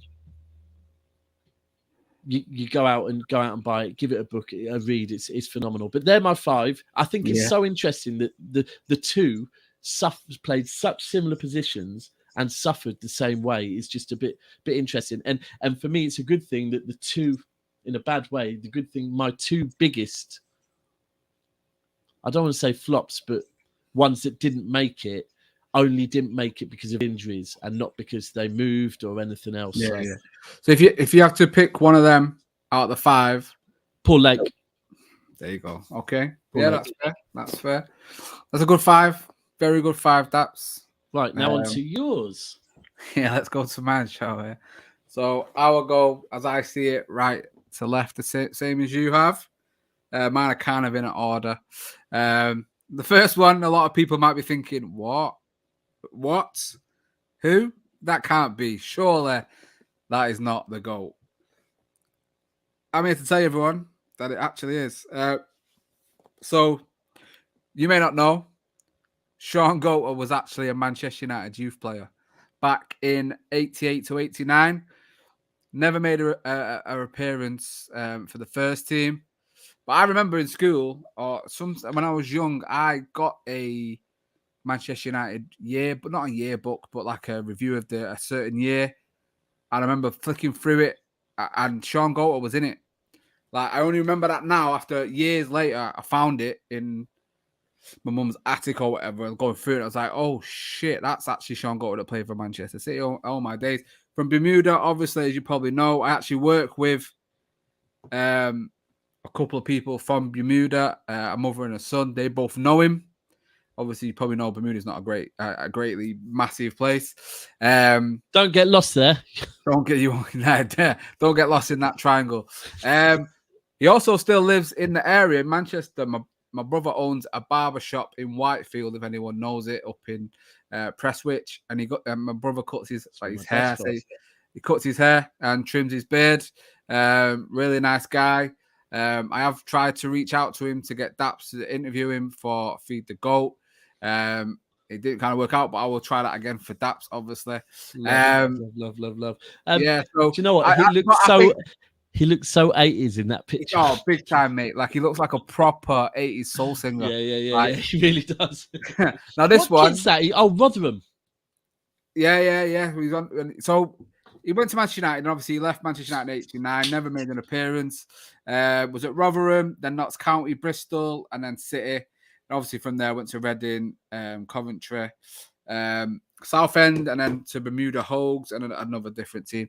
This one's a bit of fun. I'm just putting this in one there because I think it's a good story. People probably don't know Goater played for City, but it would be interesting if he did make it at United and played a couple of games, how that may have affected him playing for City, innit? Do you know what I mean? Sorry, I've got to put this up because it's making me crease, right? So Patman's put, Sean's daughter went to the same school as my little sister, met him a few times going to pick her up from school. Nicest guy, hilarious too. Yeah, my brother's quite friendly with him. Go on, sorry, go. Hold on, then Sean's put, I haven't got a daughter. Not you, but I'm Sean Goater. Oh, my ribs are hurting. Oh my days. Yeah, my brother says Sean Goat is an absolutely amazing guy. I've not actually got a chance to meet him when he's got into my brother's shop, but yeah. Oh yeah, quickly as well. Ali did mention, asked me to mention why I put Pogba. Pogba was clickbait on the thumbnail, mate. Don't worry about it. Pogba's not a flop. He's not a flop. He came back and didn't do anything. So he did flop at United. Let's not forget it. He did flop at United. I don't think flop. I think flop's harsh. We'll say flop, but he was let down. Didn't do what he was brought in to do. Let's say that. Do you know what? The one thing I'll say on Pogba, just really, really quickly, because for ages I defended him. Yeah. And said, listen, yeah, I'll always go back to season before last where I think from like November to January, he was unreal. And that's when you went top. Yeah. Then he got injured. And when he got injured, your form dipped. Then when he came back, he just didn't look the same. And it was only one time when I was speaking about it, I was like, do you know what? Actually, though, he should have looked the same. You can't come back and go, well, if you're not in the title race, then I'm not going to. That's the one thing I'd say on him. But I do think it's fair to say that period at Man United, there's some weird shit going on behind the scenes. And I don't want to blame Pogba, man, because we've seen what happens when Pogba plays alongside Pirlo. We've seen what happens when Pogba plays alongside Kante. Yeah. It's no surprise that when he's playing alongside McTominay, it's just not cooking the same. Man said Pirlo, then McTominay. How mate, you know what? Yeah, we can never ever disrespect Pogba when he put up with going from Pirlo to McTominay. Even in the summer, he got to play alongside Kante, then went back and played alongside. Allow it. Terrible. Right, so yeah, Sean Goat are in there just for a little bit of fun. Obviously, a lot of people didn't know that he played for Man United, but yes, he did. Fabian Brandy is the next one. I think a few people in the chat said they don't know, never heard of him. Listen, this kid was hyped. Striker, he was the next big thing. I think there was another striker as well around this time, Sylvan Ebanks-Blake. He was another one. He played at Wolves for a little bit, and I think maybe Plymouth as well. But yeah, Fabian Brandy was hyped up by Man United fans. You know, I think around this time we had Rossi as well. Makeda wouldn't have been too far away. Danny Welbeck was around about here. Don't talk to me about Makeda. Now, Makeda's not a shout, 2 goals. And I remember seeing him in Manchester, 17 years old, getting about in clubs, thinking he was the guy, thinking he was a superstar with his huge elephant trunk of a nose. This guy was not a good footballer, let me tell you. He's terrible. Makeda should be nowhere near this list, let me tell you. All these 5 were ballers. Makeda was not a baller. Scored a decent goal and a fluky goal against Sunderland, and that was him. But yeah, Fabian Brandy. Listen, United fans, and especially those watching MUTV, watching the youth, were really excited about this kid. They really thought he was going to be the next thing. So, yeah, he was at United between 2007 and 2010. Had a lot of loans in between that time before he left us. Swansea, Hereford, Gillingham. Then went to Notts County, and his career really tailed off. He didn't quite hit the heights. You're looking abroad, Walsall, Sheffield United, Rotherham Crew. And even, I think he retired in 2018, and he played for a team that, in an area I live, Droylsden. I didn't live too far from their ground. I don't think they exist anymore in the current, how they used to, but yeah, he played for Droylsden, ended in 2018. He was hyped. He was one that people thought was really going to be the next big thing. Unfortunately, didn't work out for him. Manwick Sport, remember Chris Eagles? I actually do. He... A funny story about Chris Eagles. He tried it on with an ex-girlfriend of mine in a club in Manchester. And do you want to know what his pickup line was? He asked my girlfriend, or the girlfriend at the time, he said, "Oh, can I take your number? Because I've got a new phone and I need to make sure it's working." And she looked at him like, "Are you mad? Are you mad?" And then from there, yeah. So I do remember Chris Eagles, but just for that. But that's going way back, that one. Right, next, Angel Gomez. Oh my days. In that same England team that won the World Cup with Foden and Sancho. Listen, mate, there's only one other kid here, in this list that had a bigger buzz, and that's the one we'll come to last that everyone knows. This Angel Gomez was expected to be our little Iniesta, our Xavi. He was expected to be a baller, and he was unfortunately at a time when Manchester United were at a crossroads in what they wanted to do. Wasn't given a proper chance at Manchester United. Made his debut, came on for Rooney, which he obviously loved, being a Salford lad. His dad was a very good player. I don't know if you know, played for Portugal with Luis Figo and I think Rui Costa in their youth team. Wow. Yeah. So, pedigree was there. Moved to Salford as a young boy, classes himself as a Mancunian, and bro, this guy, he's techie, man. This guy is a techie player. Despite him being quite small, he's always got skills. And, he went to Lille, had a spell at Boa Vista, back at Lille now, which I think he's doing quite well there. And, showing that he is a good footballer and hopefully he can go on and have a big career. I was really, really, really sad that he didn't get a proper chance. A lot of young kids, especially since 2013, haven't had a good chance at Manchester United. A few have. I blame the guy with the elephant nose, to be honest. Yeah, probably he set it off, that trend of a few kids. Oh, Pogba and the kid we're going to speak about here. They came after, obviously, him. But yeah, Angel Gomez, I was really gutted about that one. And I know you're saying Ollie's a fraud, Cass, but it was Jose that started off, mate. He's the one that didn't give him a chance at first. I think he thought he said it was too small, I think. But yeah, that's a shame about him. Januzaj, let's go on to Januzaj. So yeah, man, this kid was meant to be another one who was built for big things. Came in, scored a couple of goals, a bit like Makeda. Took on the number 11, the first player to do so after the Welsh wizard had it. I won't say his name. And yeah, we really thought we had a player here, and I think it was a case of too much. Dan James. Shut up, you. He never wanted number 11. Give it a rest. I wouldn't know, bro. Robbie Savage, the Welsh wizard. Nah. Oh, mate, it's a shame, like the kid from Kosovo, plays for Belgium. Oh, mate, he was going to be sick, and I don't know what happened. I think Van Gaal didn't rate, or Van Gaal just wasn't feeling him, or whatever, and he went downhill rapidly. I think there was players, or ex-players, I think that Welsh wizard was still at the club, had his arm around his shoulder. Yeah, it was a shame, man. We really thought we had another gem, another up-and-coming player that could have been at the club for a very, very long time, especially given that number, Georgie Best and that other guy's number. Really sad it didn't work out. Obviously, he went on loan to Dortmund, I believe, and then he's over at Real Sociedad now, still playing for the Belgium national team. He's made a good career. Probably, apart from Gota, probably the best career so far out of the other four. And yeah, I think it's a shame that it didn't work out for him. Like I said, still got a decent career, still going strong in Spain and for his national team. And yeah, that's my number 2. Number 1, there was never going to be anyone else that was there. I know a few people are naming some other names, but these are all from the academy. I think someone mentioned Obertan and some players like Depay as well mentioned. So these have all come. Do you know what? I must admit, Depay didn't come through your academy, did he? No. So yeah, I've not picked those because these all came from the academy. But yeah, so Ravel Morrison. Let's talk about him. I mean, this Rio Ferdinand is he said he's the most gifted player he's ever seen. He's played with Cristiano Ronaldo. I think everyone expected him to be probably one of the best players in the world. I think he had everything but the mentality to do it. He's. When you say everyone, do you mean every United fan?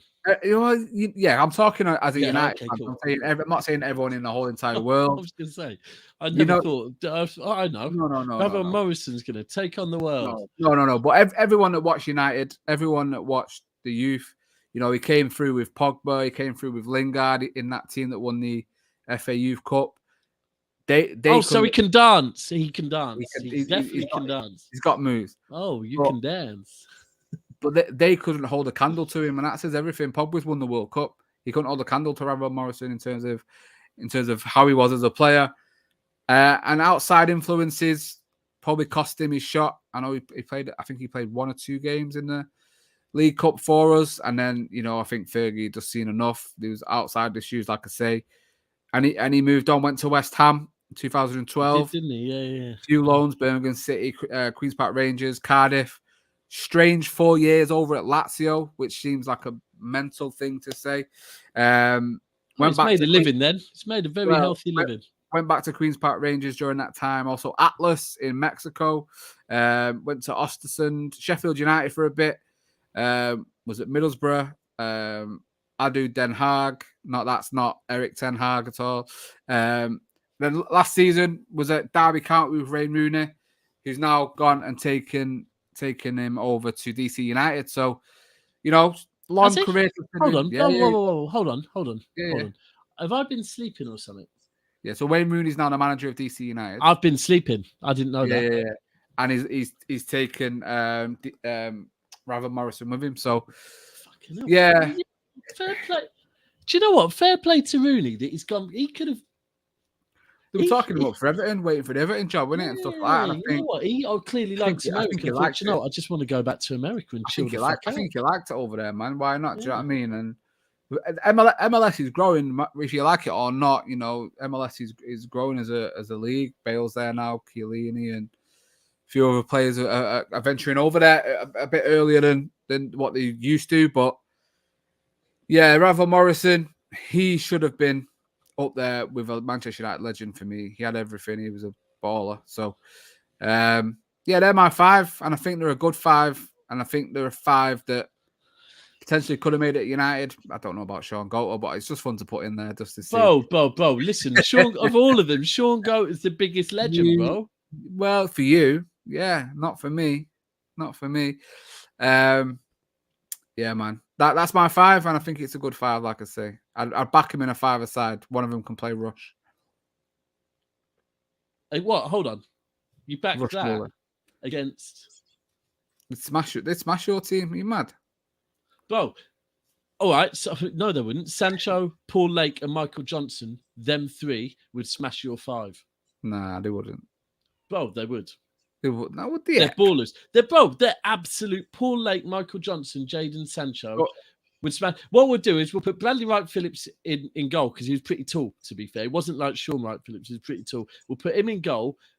Vladimir Weiss can be there for vibes and whatever else, yeah? And then Paul Lake, Michael Johnson, and Jadon Sancho would run absolute rings around your 5.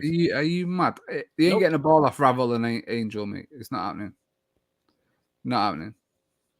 Bro. Sean, the GOAT, just feeding him, banging in goals left, right. No, I hear that, but bro, 5-a-side, yeah? Literally 5-a-side with Paul Lake, Michael Johnson, Jadon Sancho. They'd have your man running after the ball, but not getting anywhere near it. Well, sadly, we won't see, will we? But I'm backing my boy. Oh, not that one. Hold on. What am I trying to do? There we go. Right, thank you. Nope. Remove. There we go. Well, there we go. That was our top 5. What are we going to talk on next week before we end? What are we going to talk on? Oh, wow. We will have both played. What's up? Oh, yeah, next week. Yeah. First one of the season. We get to run down our weekend's fixtures. I'll be there at Old Trafford on Sunday. Let's see how that goes. You're going to West Ham, you said? Yeah, I'm going to West Ham on Sunday. I'm going to go down to London on Saturday, I think. This is a good one. Just quickly. So Pat-Man's put in any honourable mentions. Anyone that nearly made it for you? We said Neda Manura. Manura. The other one that I was thinking about putting in was Patrick Roberts. Was he a wonder kid? Didn't you just buy him from Fulham and loan him out? Did he not come through the academy? You know what? I think you're right, actually. We did buy him very young and then loaned him out. Can I say a fair wonder kid of ours? I'm gonna say it for jokes. Robbie Savage. But it's Ben Farnley. Don't you remember Ben Farnley? He was another one that was a lot of big things were predicted. The other one I was going to say as a City fan was Ryan Giggs. Yeah, sure. Lee Chadwick, Luke Chadwick, not Lee Chadwick. Who's that? Lee Chadwick. Sturridge is a great shout. Timo Werner with Sturridge. Yeah. You know what? Sturridge is actually one that we'll always look on at Sturridge because Sturridge didn't leave. He didn't leave City because he wasn't getting game time, neither. Nah. He left City because he ultimately thought at the time Chelsea were better than City, and he thought, I want to go Chelsea. He was playing alongside Robinho. He was kind of playing a bit like when Sterling left Liverpool, to be fair. It was one of them ones. They're just leaving to go to. Yeah, I think Sturridge is a really good shout, actually. Sturridge is a very, very good shout. There you go. Phil Neville. Come on, man. He won Premier Leagues, man. And Champions Leagues. And Nolito, anyone putting Paul Turney putting Nolito, you don't get it, bro. Someone's going to say Falcao in a minute. Falcao. Yeah. Robinho, you know what? It just didn't.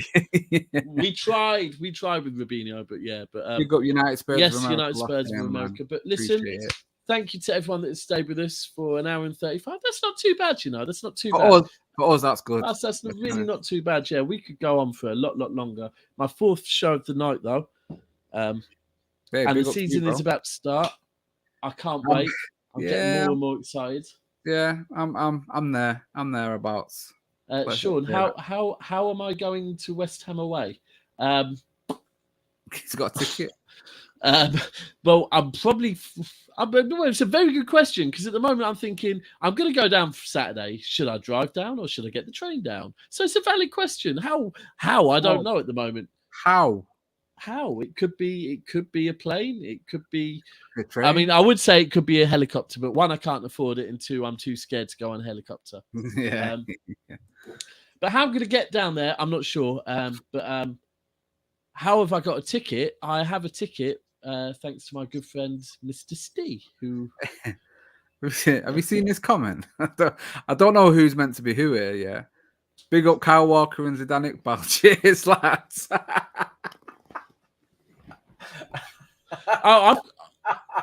This is very bizarre, you know, because... That's top the night, you know. I love that. I'm guessing I'm Zidane. Do I need a headband though? I mean, Kyle Walker. I'll tell you what. I don't know if any City fans that were in the South Stand for the Sporting Lisbon away game. Did you see the Sporting Lisbon home game? Did any of you see the Sporting Lisbon fan that let off the flare? So, it looked like you.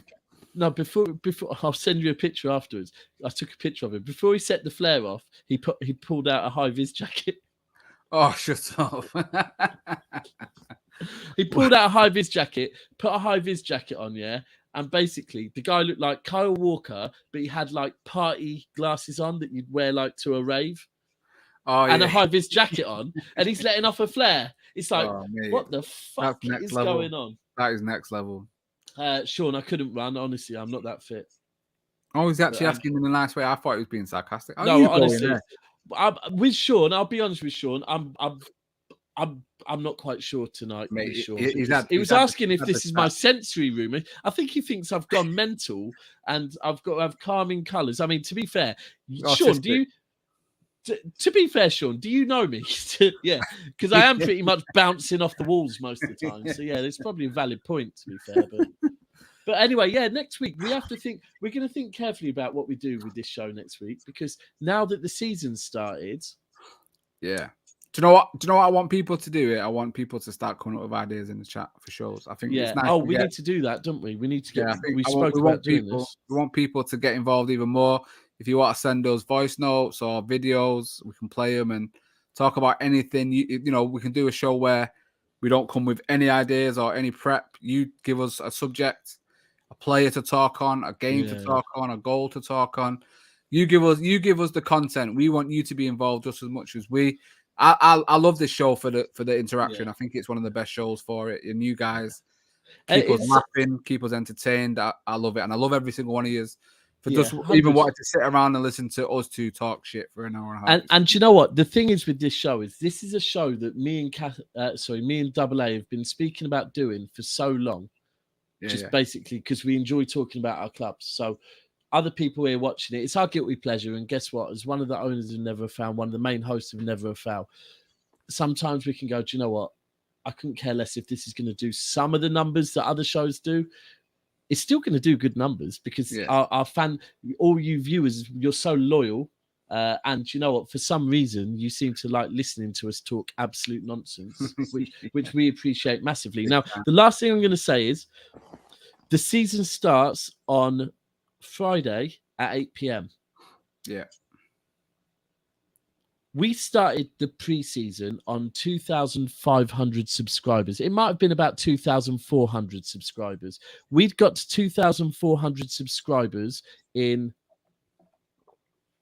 20 months. We'd got to 2,400 subscribers. Admittedly, we had some bad months where we kind of switched off because of things going on in our personal life, but 2,400 subscribers in 20 months. Now, in the last 7 weeks, we have gone from 2,400 to 3,977, right? Yeah, that's mad.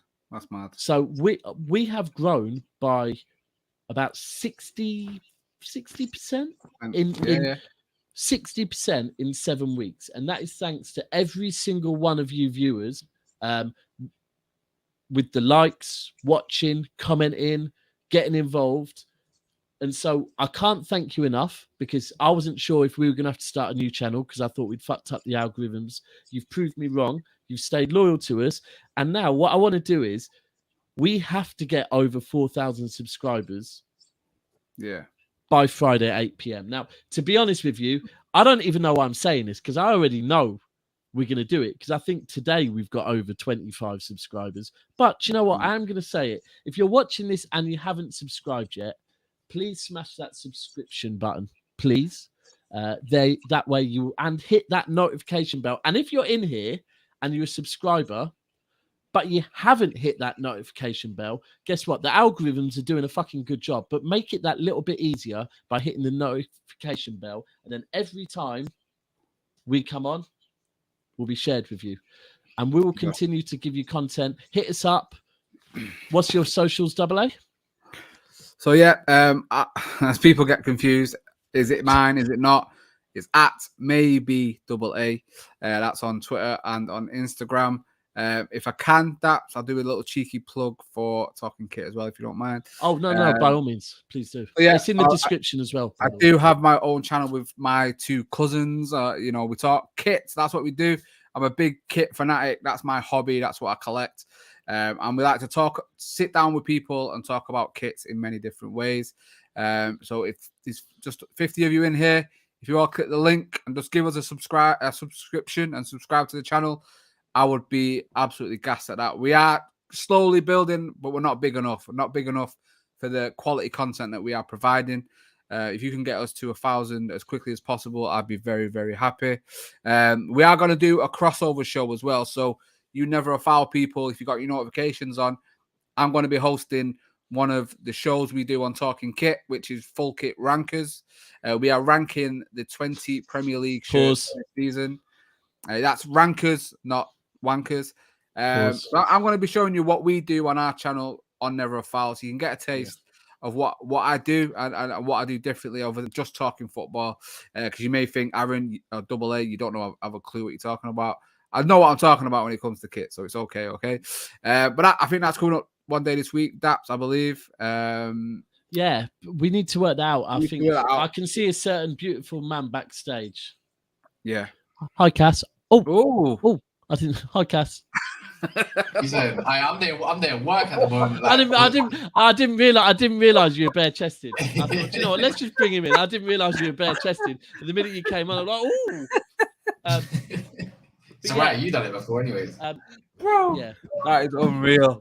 But it's almost as bad as Cass was over the other day. He stayed down here for 2 nights, and I'd said I need to get into work for like 9 a.m. I've got to drop my car off, and I'd set my alarm, but like I think I'd snoozed on my alarm probably. And actually, thankfully, Cass came in to the house because he slept out here in the man cave. He came in. I was stark naked, naked, sorry, on top of my sheets, lying on my. Cass has walked in and gone, "Oh fucking hell." I can't. Brilliant. But listen, there's 2 things. Firstly, Cass, let's put it out there now. Full Kit Rankers. When can we do that? Friday, I think. No, we're doing it Friday, yeah. No. Wait, what's happening on Friday? No, I think Friday. Someone just put it. Anyone that's saying about buying subscribers, by the way. Oh definitely wait, that's not. the first game. Is Buying, that the first game? buying subscribers is the way to ruin your channel because Yeah, man. they won't watch your stuff and then you're ruined. So buying subscribers is not a good idea. Shirtless, nice guys. And Paul, I know you've put the comment twice. It's not that funny, bro.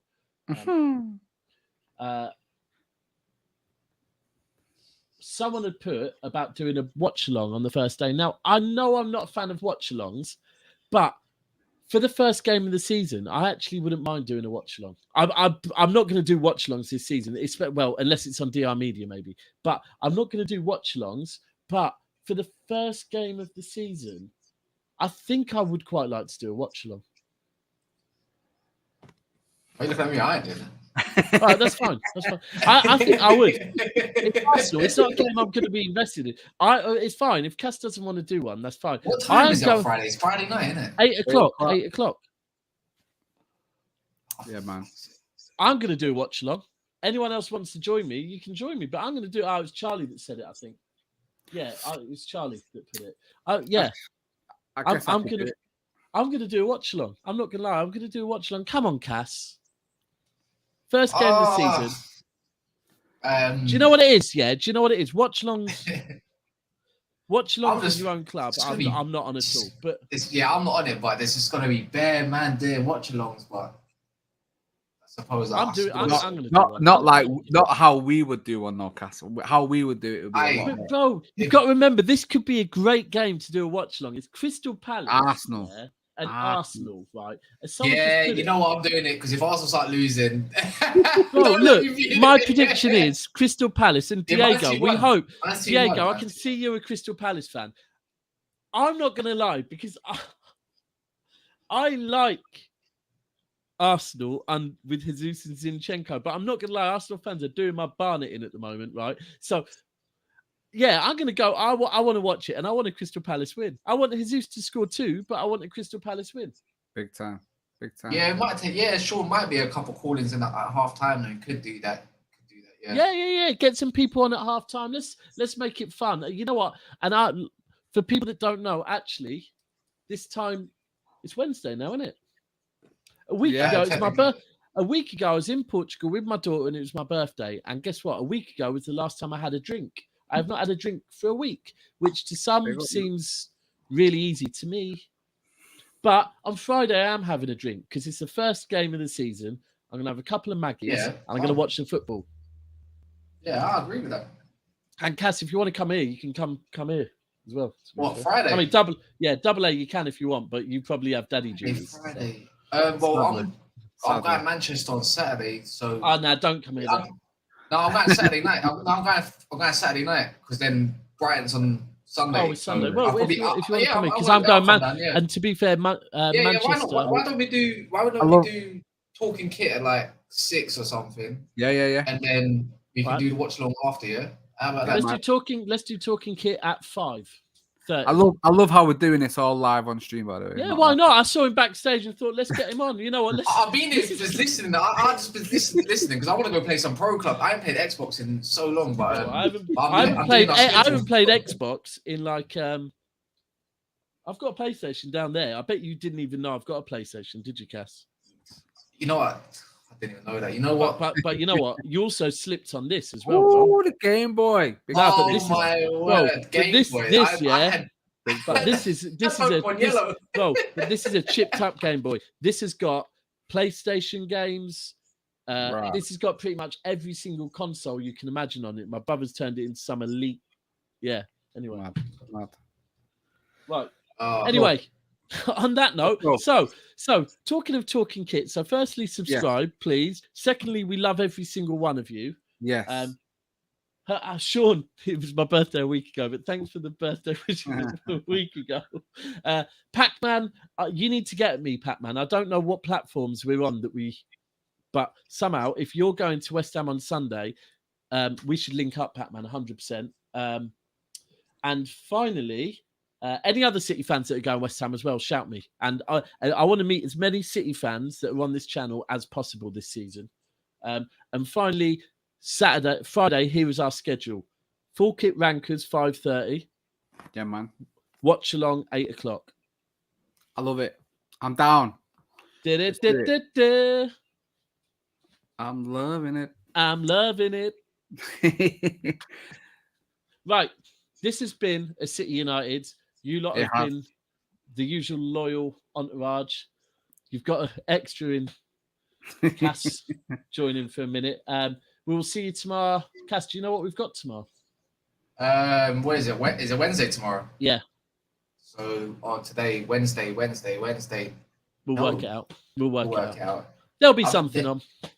I think there's going to be quite. I've got a feeling there's going to be a load of transfers. I'm not even joking. It's going to heat up. Maybe. Oh, De Jong. De Jong might be done. No.